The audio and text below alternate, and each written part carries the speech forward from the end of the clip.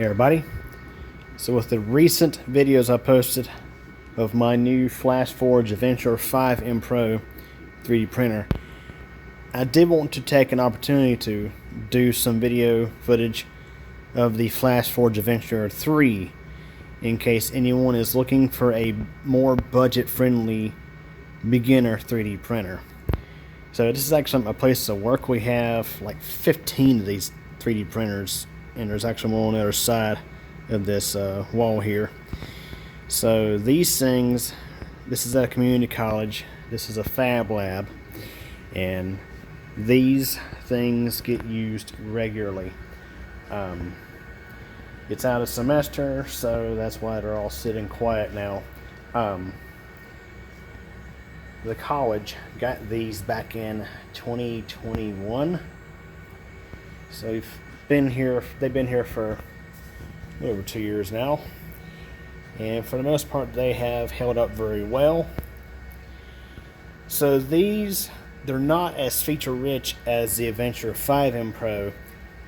However, if you're looking for an enclosed 3D printer that does offer a good number of features, this may be a good option for you. And these typically run for about $299. You can actually find them on sale for even cheaper. I've seen them as cheap as $249 US. They do have a lot of good things about them, but they also have some negatives, and I figured I'd take an opportunity to cover those in this video.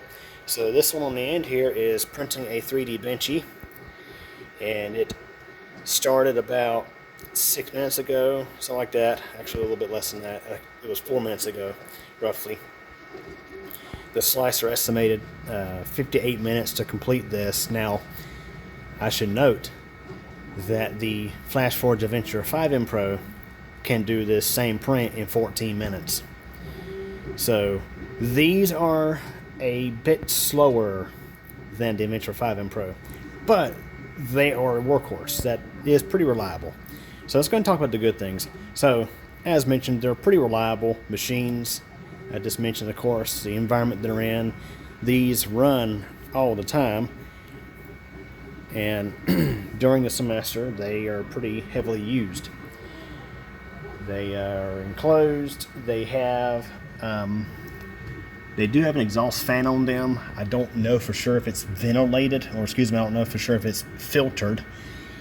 Of course, the Adventurer 5M Pro has HEPA filtration as well as activated charcoal filtration. The Adventurer 3, if you look up in there, you can see there's a fan, but I'm not sure exactly how well it's ventilated. Of course, on the rear of the unit is a vent. I'm not going to tear one of these apart because they're not mine, but they're enclosed. You can print ABS with them because of that. Matter of fact, we have a 3D printer on the other side of this wall that is set up to print TPU. So these can print TPU. They can print PLA, of course. PLA is what all these have in them. They can print ABS, and I think they can also do PETG as well, and probably polycarbonate. I think the bed temperature does get warm enough on these. I think the bed temperature on these max is 100°C or 90°C. The extruder temperature, I think, is 245 on these, and they come, of course, with 0.4 millimeter nozzles, and I think in the box they also come with a 0.6 millimeter nozzle. So they're enclosed. They have a flexible build plate, which makes it easy to remove your builds from them. Again, they're priced very well. They do have cloud and Wi-Fi support, and you will be using FlashPrint 5 generally to slice models for these. As you can hear, this printer is extremely quiet. In comparison to the Adventurer 5M Pro, this is much quieter. So if you're looking for a printer, a 3D printer that's good for like an office environment for noise output, the Adventurer 3 is definitely a winner here. It's much quieter than my 5M Pro. And there's times where all these machines are running, printing stuff, and they're having class in here. And these things generally do not disrupt the class, well, exception of the little beeps they make once in a while when they, of course, finish the build. I think those can be turned off. So again, for pros, they're enclosed, they're very budget friendly. Also should note they have an onboard camera to monitor the prints. They support cloud printing, all that good stuff. Now let's go ahead and talk about some of the neutral thoughts on these machines. One of the neutral opinions of these is the way that these work with the build plate. Now, I'm calling this a neutral. I'm not going to call it a pro, but I'm also not going to call it a con, because a lot of 3D printers actually are set up this way. You can see how the build plate on this moves forwards and backwards. So the extruder head on this unit only moves along the X and the Z axis. And for the Y axis, your model has to move back and forth, forwards and backwards. Again, this is not something that's unique to this machine. I mean, there are several 3D printers out there that do this. And I feel like this, number one, requires the unit to run at a slower speed. It has to sacrifice a little bit of speed, because if it goes too fast, your model can, of course, come loose from the build plate. And, of course, that's not good. Now, let's go and talk about some of the negatives. So, one negative is you can see every one of these machines, their spools of filament are sitting beside the printer. That's because the onboard spool holder is not big enough to fit a 1 kilogram spool of filament, which 1 kilogram is a very common size for filaments when you purchase filament like on the internet for these things. These, I think, had 0.5 kilogram spools, which will go inside here, and there'll be a little door here to, of course, conceal it. But since the majority of people using 3D printers are going to buy, of course, the 1 kilogram spools, they have to print out a spool holder, which may require a different printer for another reason I'll talk about in a moment. So you have to print out an alternate. You have to print out a spool holder to hold your 1 kilogram spool outside the machine. So that's kind of a negative there. Another negative is the build plate size is relatively small. It's 150 by 150 by 150 millimeters. So that's the build volume. So 150 by 150 by 150. Whereas the Dremel 3D45, which I talked about in a previous video, has a much bigger build plate. However, the cost of that 3D printer doesn't really make it worth mentioning. The Flashforge Adventurer 5M Pro, however, has a 220 by 220 by 220 millimeter build volume, so much bigger. So the Adventurer 5M and the 5M Pro were a pretty drastic change from the previous Adventurer line. So the Adventurer 4, I do believe one of the big differences between the Adventurer 4 and the Adventurer 3 is the Adventurer 4, I believe, has a glass build plate. These had this flexible build plate, and with time they do get dirty, and you can see some of these are pretty dirty. They need to be cleaned. Also, another thing is, due to the nature of these things, I mean, you can see how the build plate just sits. If you look under here, you can see there's rollers on the right side, and on the left side is where it's actually attached to the machine. These things can get knocked out of alignment pretty easy. The leveling is one thing you do tend to have to tweak on these quite a bit. Now, of course, the Flashforge Adventurer 5M Pro, leveling the machine is just one touch. You press one button and it does everything for you. On this one, it's semi-automated. You don't have to turn knobs under the build plate or nothing like that. However, you do have to have like a piece of paper, like regular paper, to use to adjust the leveling and offset on this machine. and it does take a few minutes to do. And in the future I might do a video on how to actually do that. It's pretty straightforward, but it's something you do have to do once in a while, otherwise your builds will fail. And let's face it, last week, kind of in a hurry, I needed to 3D print some Arduino PCB mounts. It's a file you can get off Thingiverse. I think it's Thingiverse on one of the other sites. You can download it and 3D print a Arduino mount. I had, I think, 7 of these machines going, and like 2 or 3 of them failed. The prints failed. Either it was due to adhesion, or let's say, I think one of them, the offset was way off, so the first several layers were just not quite getting down, because of course the nozzle was too far down. On others, it was not adhering well.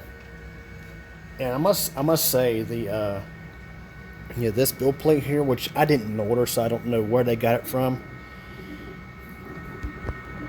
but I can say that it's decent quality. Everything seems to adhere very well to these, and when everything is finished, it's easy to get the models off of them.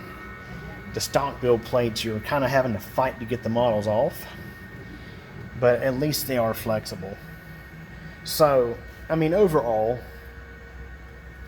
I do like these 3D printers for the simple fact you can get them for cheaper nowadays. Now, of course, if you're wanting something that's really cheap, I would suggest looking into the Creality Ender 3.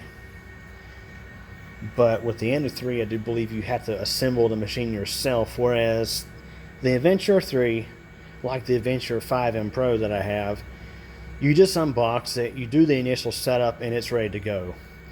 There's no complicated matter of having to assemble the thing. It's already assembled, ready to go. Now with the Adventurer 3s, you do have to, of course, I believe you do have to do the leveling, which does take a few minutes to do. So, again, the things I like are the price, the fact they're enclosed, they're very quiet. The things I'm kind of questionable of, and this is a personal thing, I do not like the fact that the build plate has to move back and forth, forwards and backwards. I much prefer a build plate that is stationary, that moves along the Z-axis. I feel like in that regard there's less of a chance of failure because of that, and less a chance of your print failing. These are not, they're not the fastest machines. They are pretty slow. Now, of course, I'm used to my 5M Pro, so that's kind of, going back to something like this, watching it work, it's like, oh, come on. I mean, for the simple matter that, of course, the 3D Benchy on my 5M Pro takes 14 minutes, and this takes nearly an hour on this machine here. So there's quite a difference there. The negatives are, of course, the fact that you must use a spool holder outside the machine if you're using 1 kilogram spools, and the Adventurer 3 may not be big enough to print a lot of the models of spool holders that are out there. You must use a different machine to do so. So, I mean, for the price though, they're not a bad option for somebody who's wanting a 3D printer, someone who wants to get into 3D printing. They're definitely a good budget-friendly option. If you're wanting an enclosed machine, the Adventurer 3 would definitely do it for you. But you'll probably find yourself wanting to upgrade at some point. So again, these are roughly $300. That's typically what you get them for nowadays, not including sales. The Adventurer 5M, I think, is $499. So $500 for the Adventurer 5M, which the Adventurer 5M is an open frame 3D printer. And of course the 5M Pro, the machine that I have at home, it's enclosed, it has onboard HEPA filtration, so it's better for, of course, filtering out the nasties when, of course, you're in a indoor environment that doesn't have good ventilation. The 5M Pro is much faster. It's also capable of, I think, doing other materials. Now, again, this one can do, the Adventurer 3 can do PLA, which is the most common. it can do ABS, I think it can do PETG, and it should be able to do polycarbonate. But I don't know for sure if these are filtered. In other words, I don't know if the exhaust fan in them actually goes through any sort of filtration. So it's something to keep in mind. Again, overall, I give the Flashforge Adventurer 3 a 3 out of 5. It's a nice machine for the money. If you're looking to get into 3D printing, it's definitely a good bargain. However, once you get into 3D printing, you're probably going to want something a bit more advanced. Again, the 5M Pro is obviously my favorite. And I've been using mine quite a bit now, and it's really nice to have. So if you want something that you don't have to worry about having to deal with manual leveling, you want something that has a bigger build plate, you want something that's fast, definitely consider spending the extra money and getting the Adventurer 5M or the 5M Pro. Now, if you're wanting something quiet that just works and it's cheap, the Adventurer 3 is definitely the way to go. I want to talk about one more weak point that I may not have discussed earlier in this video, and that is the Adventurer 3 hot end does not have good cooling. So right here, you see right here is where air can pass through. It's not very well designed, in my opinion, for cooling. Because we compare it with the Adventurer 5M Pro. So this is the 0.6mm nozzle that comes with the 5M Pro. And the 0.4 is nearly the same as the 0.6. I want you to look at that nice copper heatsink on there. So what this does is it can help prevent heat creep. As a matter of fact, this nozzle here is completely plugged up thanks to heat creep. So what can happen is, let's say you get a jam in the nozzle here, and that thing is still feeding filament in, it can ball up inside here, and that's exactly what happened. If you look carefully, you might be able to see the filament broke off right there at the top where it was trying to free it out. But you can feel it go up and down and just hit. So obviously it had gotten balled up inside here. So that is definitely a weak point on the Adventurer 3, and I think the Adventurer 4 has this same nozzle. So it's definitely a weak point there. Also, I forgot to mention that the extruder on the Adventurer 3 is not direct drive. So the drive mechanism that feeds the filament is right next to where the spool holder is located on that machine. Whereas on the Adventurer 5M Pro, and another example would be the Dremel Digilab 3045, they have direct drive extruders. So what I'll do is I'll show you, for example, on this Adventurer 5M Pro over here. Get my flashlight. So look here, you'll see the spool right there, and I should note that the Adventurer 5M Pro comes with a spool holder that can accommodate a full-size spool. I got this spool holder here just for convenience, because normally I stick it on the back. It's kind of hard to get to. But in the Adventurer 5M Pro, you got this Teflon tube that starts back there, and it comes around here, and the actual feeding mechanism for the extruder is in this unit here. And when it's right next to your hot end, it's generally better. It's more precise, and I think when you're printing with stuff like TPU, it's better in that regard. Now, I don't think TPU is actually listed as a compatible filament with the Adventurer 3, but as I think I mentioned earlier in the video, we do have an Adventurer 3 set up there printing TPU, and it does a pretty decent job. So don't think you cannot print TPU with that machine, because you actually can, and it does a pretty decent job. Okay, everybody, so to wrap up this video, I would like to show you a comparison of all the 3D benchies. So this one on your left is the one that was printed off of the Flashforge Adventurer 3, and it took, I think it was roughly about an hour to complete. So here's a closer look at it.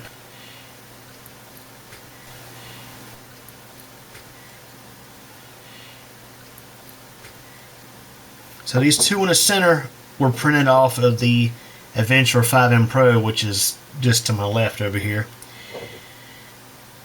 So the one on the right here was printed with the burnt titanium filament, and the one on the left was printed with a generic filament from Amazon. And I'd say with both it did pretty good. Trying to make sure we're getting in focus here. There we are. I want you to be able to see the detail there. So you can see there's a slight difference between the Flashforge burnt titanium filament versus the cheaper filament here. This was like, I got this filament for like $15 for a kilogram. So yeah, it's pretty cheap in, but hey, it does the job. It's got a pretty nice color to it. You can see there's a little bit of defects up here on the deck here near the bow, whereas on the one that was printed with the burnt titanium, it looks fine. So comparing the Adventurer 3 on the left is with the Adventurer 5M Pro on the right, I mean, they're very similar. So I should note that this was printed with Hatchbox PLA filament. So if you look at the deck on this one here, as well as I'd say the roof and stuff like that, you'll see there's a little bit less detail, because I sliced this one with the fast profile, try to get it to go as fast as we could on that Adventurer 3, and of course the 5M Pro still just absolutely whooped the crap out of it. As well as for printing speed, as well as overall performance, I would say. But the Adventurer 3 is definitely not bad. You just have to be patient with it, because it does take its sweet time when you get used to an Adventurer 5M Pro. Now this one here was printed with a Dremel Digilab 3D45 3D printer, which I think I might have mentioned earlier in this video. I'm including this, however, the price for that printer, $2,000, is not even worth even mentioning. It's a robust machine, but it's just severely overpriced, and I talked about that in a different video. But we'll compare the Dremel 3D45 with the Flashforge Adventurer 3, so you can see that, of course, the Adventurer 3 detail was not as good. Now, if I would have used a standard slash profile, the detail probably would have been just as good. Now, the funny thing is, this 3D Benchy was also, despite being printed on a non-Flashforge machine, it was on a Dremel 3D45. The G-code was sliced with flash print, believe it or not. I have a video on that as well. But yeah, overall, I'd say the Adventurer 3 does a pretty decent job. It's definitely a good budget-friendly enclosed 3D printer. And of course, we're looking again at that 3D Benchy. So anyways, that's it for this video. Hope you enjoyed it. Thanks for watching. Hey everybody. Thanks for taking the time to watch this video from Cuckoo Channel. If this is your first time, please subscribe to the channel and be sure to tick the bell so we get notified of new video posts.